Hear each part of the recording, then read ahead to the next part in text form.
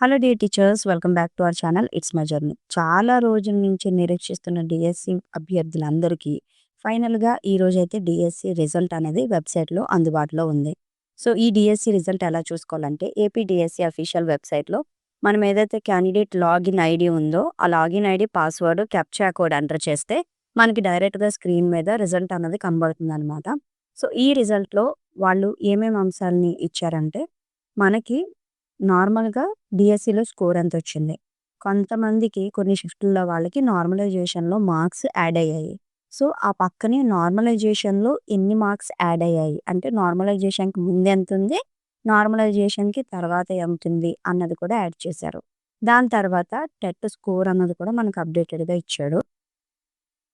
లాస్ట్‌లో ఈ 2 స్కోర్స్ కలిపి ఫైనల్‌గా మనకి ఎంత స్కోర్ వచ్చిందన్నది చూపించారు. అలాగే ఇక్కడ క్వాలిఫైడ్, నాట్ క్వాలిఫైడ్ అని కూడా మెన్షన్ చేశారు.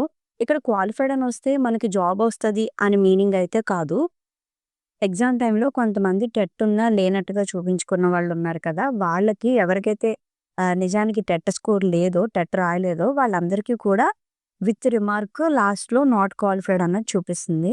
సో, దీనికి సంబంధించి ఇంకొక చిన్న అప్డేట్ ఏంటంటే మల్టిపుల్‌గా టెట్ రాసిన వాళ్ళకి, వాళ్ళ టెట్ స్కోర్‌ని మాత్రం మార్చుకోవడానికైతే అవకాశం ఉంది. దానికి మాత్రం ఇక్కడ ఆప్షన్ ఇచ్చాడు. సో, ఇక మెరిట్ లిస్ట్ వచ్చిందంటే కన్ఫర్మ్‌గా ఎవరెవరు సెలెక్ట్ అయ్యారన్నది తెలిసిపోతుంది.